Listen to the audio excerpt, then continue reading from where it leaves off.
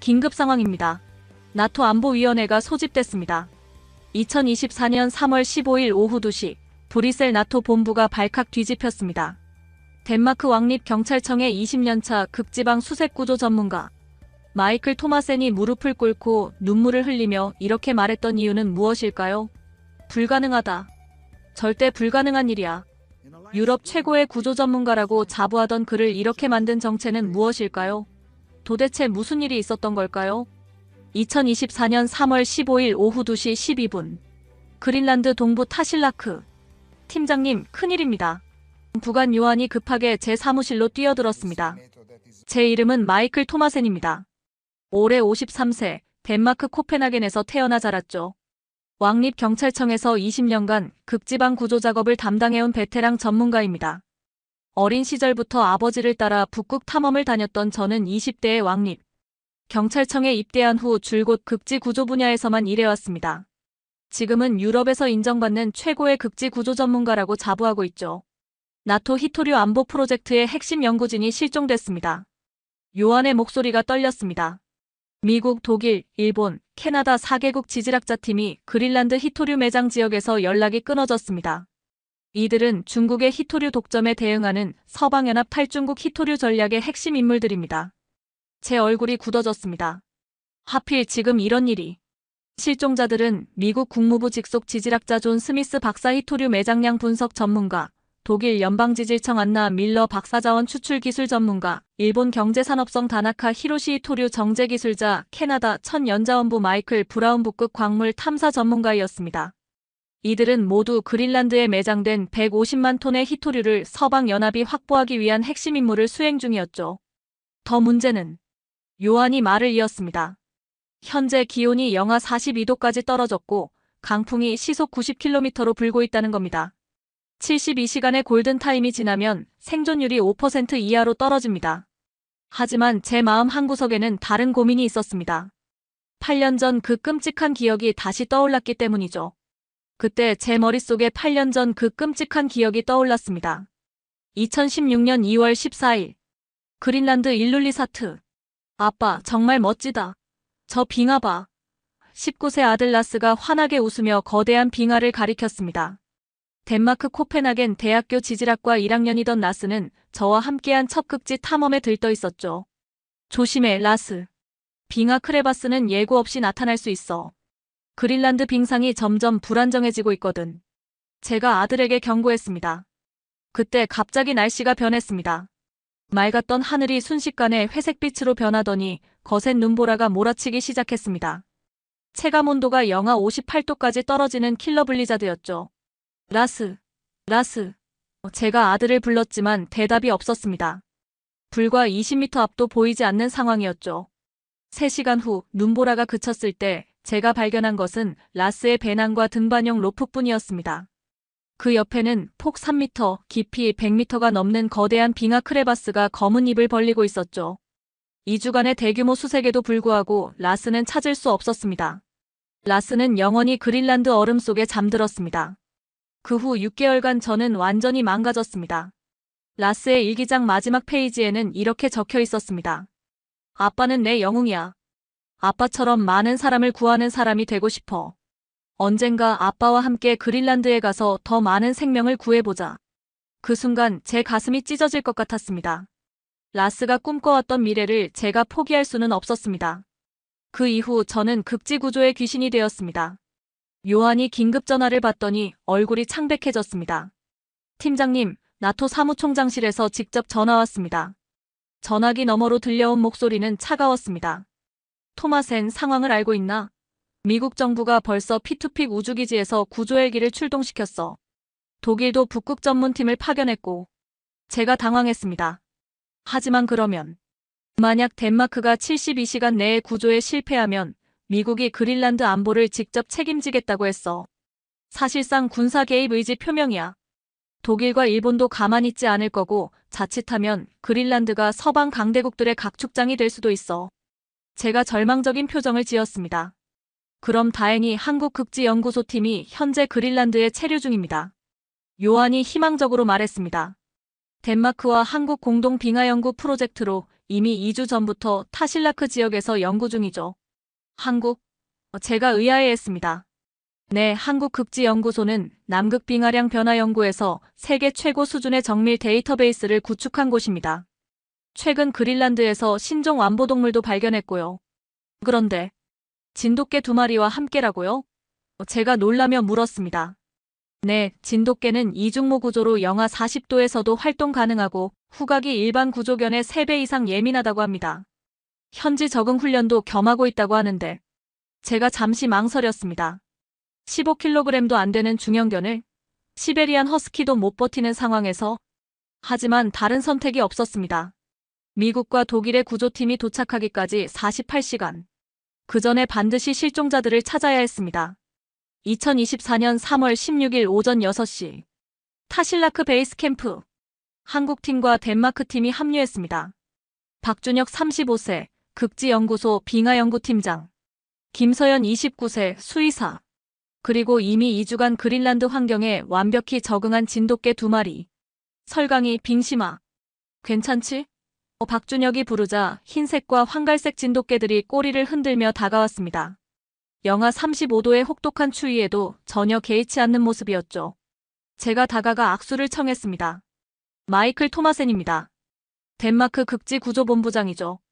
박준혁입니다. 한국에서 왔습니다. 제 시선이 진돗개들에게 향했습니다. 이게 구조견이라고요? 제 목소리에 실망감이 역력했습니다. 우리 허스키들의 절반 크기네요. 이런 극한 상황에서 버틸 수 있을까요? 그때 덴마크 구조대원 중 한 명이 웃으며 말했습니다. 저 작은 녀석이 뭘 할 수 있겠어? 우리 토르보다 작잖아. 하지만 가까이 가서 보니 놀라운 것을 발견했습니다.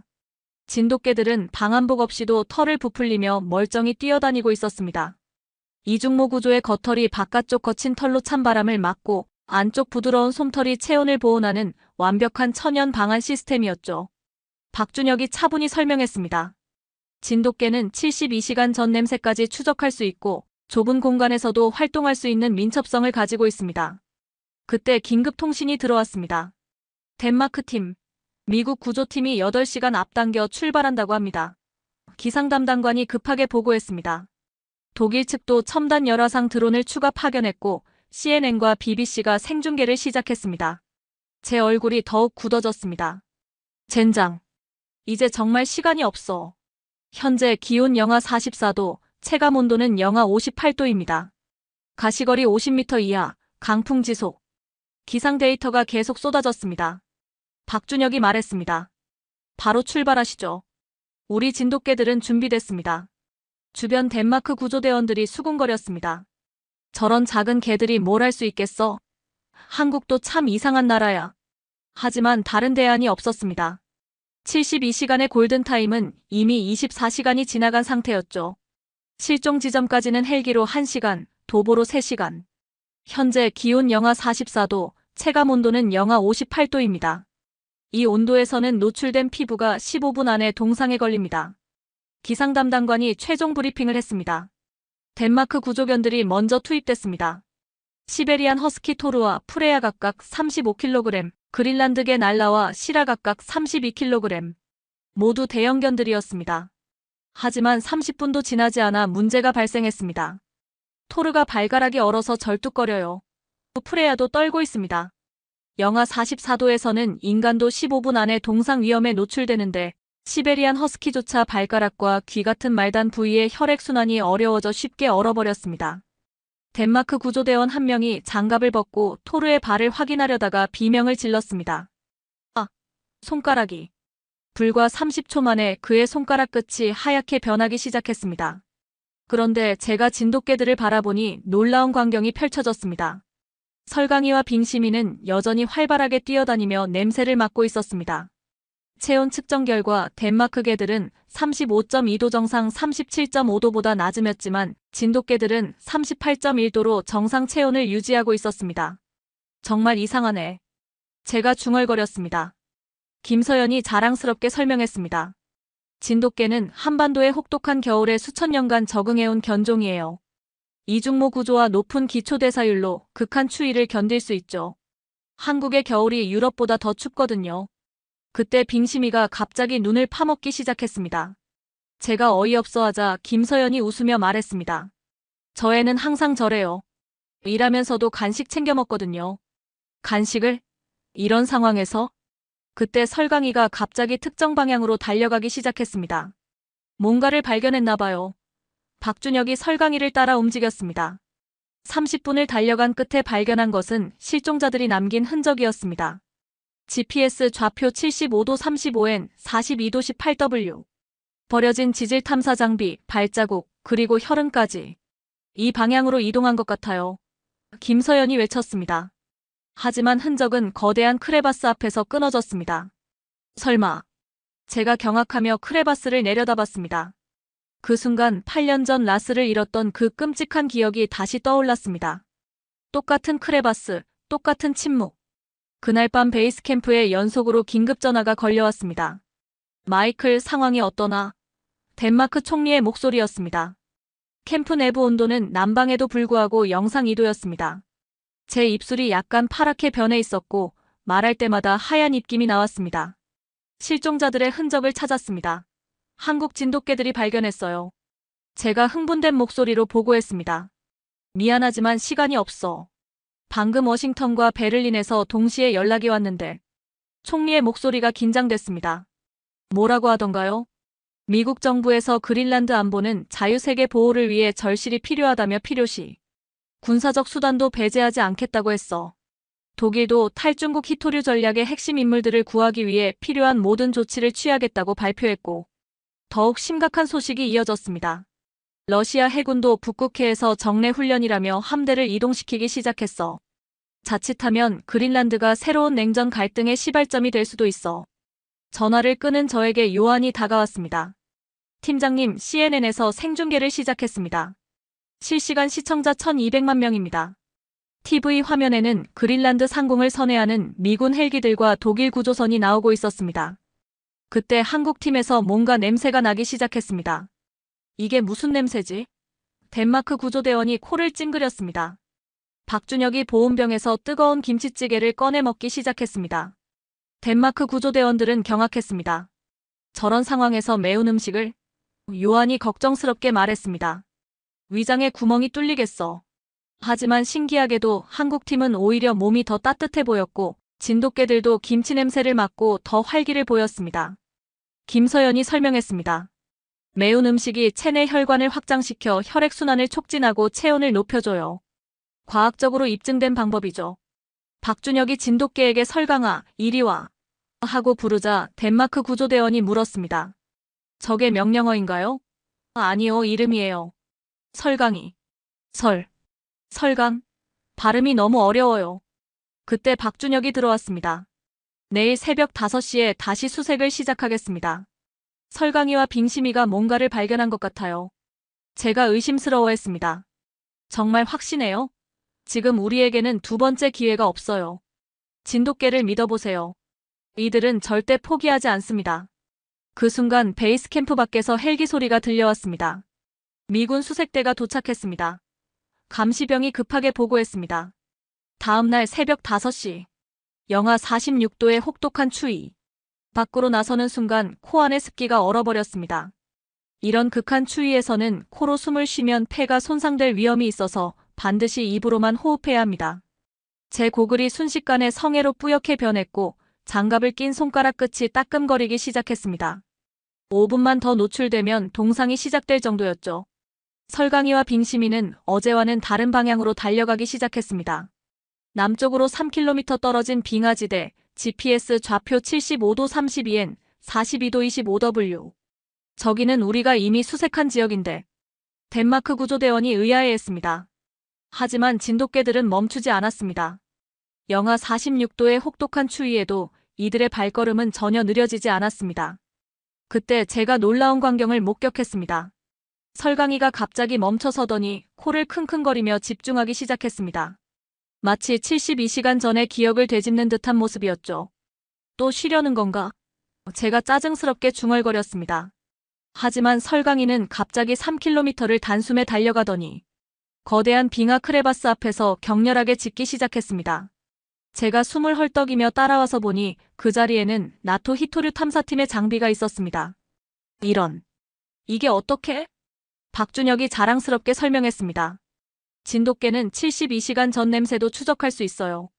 우리 허스키들은 12시간도 힘들어하는데. 제가 숨을 내쉴 때마다 나오는 하얀 입김이 즉시 얼어서 작은 얼음 결정으로 떨어졌습니다. 이런 환경에서는 침을 뱉으면 땅에 닿기 전에 얼어버릴 정도였습니다. 아래에서 소리가 나요. 김서연이 외쳤습니다. 제가 로프를 이용해 크레바스를 내려다봤습니다. 25m 아래에서 희미한 목소리가 들려왔습니다. 여기요. 도와주세요. 실종된 4명의 나토 핵심 지질학자들이었습니다. 미국의 존 스미스, 독일의 안나 밀러, 일본의 다나카 히로시, 캐나다의 마이클 브라운. 모두 살아있었지만 심한 저체온증에 걸린 상태였죠. 이럴 수가. 제가 경악했습니다. 우리가 3일간 뒤진 지역인데 진돗개들이 어떻게. 하지만 구조는 쉽지 않았습니다. 크레바스가 너무 좁아서 덴마크 대형견들은 내려갈 수 없었습니다. 설강이 채구면 가능할 텐데. 김서연이 제안했습니다. 제가 반대했습니다. 25m 아래로 개를 내려보낸다고요? 너무 위험해. 진돗개의 가장 큰 특징은 주인에 대한 절대적 충성심입니다. 박 팀장의 명령이라면 무엇이든 할 거예요. 박준혁이 결단을 내렸습니다. 설강아, 내려가자. 그 순간 저는 8년 전 라스와의 마지막 순간을 떠올렸습니다. 만약 그때 이런 용감한 동반자가 있었다면. 설강이가 특수한 S를 착용하고 크레바스로 내려갔습니다. 25m 아래에서 나토 핵심 인력들이 기다리고 있었죠. 개가 내려왔어요. 독일의 안나 밀러 박사가 놀라워했습니다. 설강이는 박준혁의 무전 지시에 따라 정확히 부상자들에게 체온 유지용 핫팩, 응급처치 키트, 고칼로리 에너지바를 전달했습니다. 빙심이도 교대로 내려가서 식량과 보온용품을 날랐죠. 믿을 수 없어. 제가 중얼거렸습니다. 그때 미군 구조대가 도착했습니다. 이쪽이 덴마크 구조본부인가요? 우리가 인수하겠습니다. 미군 대령이 권위적으로 말했습니다. 아니요. 제가 단호하게 대답했습니다. 이미 구조작업이 진행 중입니다. 8시간에 걸친 정밀한 구조작업 끝에 4명 모두 무사히 구조됐습니다. 체온이 31도까지 떨어진 상태였습니다. 의료진이 보고했습니다. 정상 체온 37도에서 31도까지 떨어진 것은 중등도 저체온증 상태였습니다. 이 정도면 의식 저하, 심장 박동 저하, 근육 경직이 일어나는 단계죠. 실종자들이 의식을 잃기 직전이었습니다. 특히 미국의 존 스미스 박사는 이상 탈의 현상을 보이고 있었어요. 이상 탈의는 중증 저체온증에서 나타나는 무서운 증상입니다. 뇌가 오작동을 일으켜서 추위를 더위로 착각하고 옷을 벗어버리는 현상이죠. 손목과 발목에 심한 동상 흔적이 있고 일부는 이도 동상으로 물집이 생겨 있습니다. 의료진이 개들의 체온도 측정했습니다. 허스키들 35.2도 정상 37.5도보다 낮음, 진돗개들 38.1도 정상 유지. 제가 놀라며 물었습니다. 그럼 이 추위에 더 강하다는 뜻인가요? 진돗개의 이중모 구조와 높은 기초대사율 때문입니다. 한국의 겨울이 유럽보다 더 춥거든요. 이틀 후 코펜하겐으로 돌아와서 덴마크 총리실에서 열린 긴급 기자회견에서 전 세계 언론들이 몰려들었습니다. CNN 기자가 질문했습니다. 이번 구조작전이 나토 안보에 미치는 영향은 무엇인가요? 제가 진돗개들을 바라보며 말했습니다. 한국에 진돗개가 없었다면 불가능했을 일입니다. 이번 구조는 단순한 인명구조를 넘어서 서방연합의 히토류 전략을 구해낸 것입니다. BBC 기자가 추가로 물었습니다. 독일과 미국의 최첨단 장비로도 찾지 못한 것을 15kg의 한국개가 찾아낸 비결은 무엇인가요? 제가 진심으로 대답했습니다. 저는 20년간 극지방 구조를 해왔지만 이런 개는 처음 봤습니다. 72시간 전 냄새까지 추적하는 탁월한 후각, 영하 46도에서도 정상 체온을 유지하는 생존력, 그리고 무엇보다 절대 포기하지 않는 마음이 생명을 구했습니다. 제 목소리가 떨렸습니다. 8년 전 제 아들 라스를 잃었을 때 생각이 나서 제 눈에 눈물이 고였습니다. 이번에는 얼어붙지 않는 따뜻한 눈물이었죠. 크기가 아니라 마음이 중요하다는 것을 이들이 가르쳐줬습니다. 그때 뒤에서 박준혁이 조용히 말했습니다. 한국에는 작은 고추가 맵다는 속담이 있습니다. 기자회견 후 나토 사무총장실에서 연락이 왔습니다. 덴마크의 구조 성공으로 그린란드 위기가 해소됐습니다. 미국과 독일 정부가 공식적으로 감사를 표했고 한국 정부와의 극지 협력 확대를 논의하고 있습니다. 6개월 후 변화는 제 마음에서 시작됐습니다. 크리스마스 이브 아들의 무덤 앞에서 제가 말했습니다. 라스야, 아빠가 진짜 영웅들을 만났다. 그 옆에는 한국에서 보내온 작은 진돗개 라스가 조용히 다가와 제 무릎에 기댔습니다. 설강이의 새끼로 6개월 전 덴마크에 온 이 작은 개는 이제 제 가족이 되어 있었죠. 진돗개의 체온은 다른 개들보다 높아서 라스의 따뜻함이 제 다리를 통해 전해져 왔습니다. 한국의 진돗개들이야. 설강이와 빙심이를 만나고 이제는 설강이의 아들 라스와 함께하고 있단다. 제가 라스의 머리를 쓰다듬었습니다.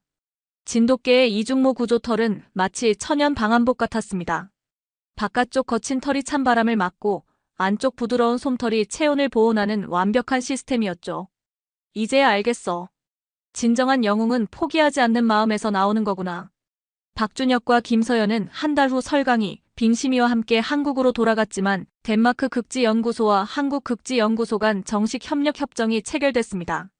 덴마크 구조대도 진돗개 2마리를 추가로 도입해 덴마크와 한국 극지구조팀을 구성했죠. 생명을 구하는 일은 늘 숭고한 일인 듯 싶어요. 박준혁이 웃으며 말했습니다.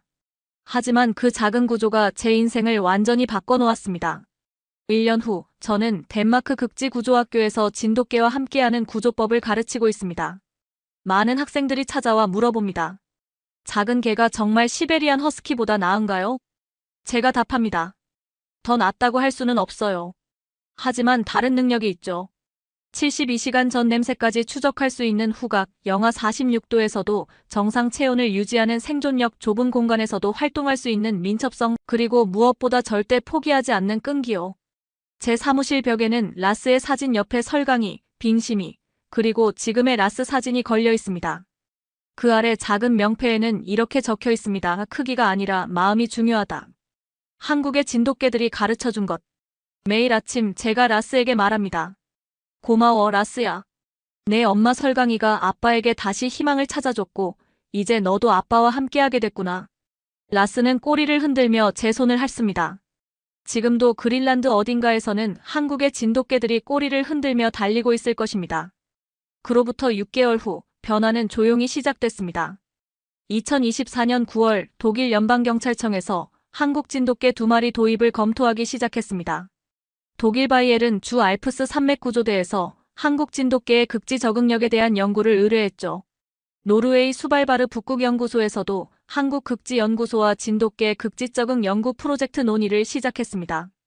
CNN에서 그린란드 구조의 숨은 영웅들 특집 기사가 나가면서 국제적인 관심이 높아졌습니다. 미국 알래스카 대학교 수의학과에서는 진돗개의 극지 생존 메커니즘에 대한 연구 제안서를 한국에 보냈죠. 하지만 가장 큰 변화는 나토 차원에서 일어났습니다. 2024년 7월 워싱턴 나토 정상회의에서 덴마크 총리가 극지 안보 강화를 위한 한국과의 협력 확대를 공식 제안했습니다. 한국의 극지 기술과 진돗개의 능력이 나토 북극 방어에 새로운 가능성을 보여줬다고 나토 관계자가 비공식적으로 언급했죠. 2024년 3월 그린란드 동부 마이클 긴급 상황입니다. 요한이 급하게 들어왔습니다. 독일 관광객 2명이 빙하 트레킹 중 실종됐어요. 이미 18시간이 경과했습니다. 제가 장비를 챙기며 말했습니다. 라스, 준비됐나? 이제 생후 8개월이 된 라스가 꼬리를 흔들며 저를 바라봤습니다. 엄마 설강이를 닮아 후각이 예민하고 아빠를 닮아 용감한 마음을 가진 라스는 지난 4개월간 덴마크 극지구조학교에서 전문 구조견 훈련을 받았죠. 첫 실전이네, 라스야. 아직 어리지만 엄마를 닮아 용감하구나. 현장에 도착하자 라스는 즉시 코를 킁킁거리며 수색을 시작했습니다. 영하 38도의 추위에도 전혀 개의치 않았죠. 30분 후 라스가 특정 지점에서 멈춰 서더니 격렬하게 짖기 시작했습니다. 여기 있어요. 크레바스 15m 아래에서 독일 관광객 2명이 발견됐습니다. 도와주세요. 다리를 다쳤어요. 라스가 하네스를 착용하고 크레바스로 내려갔습니다.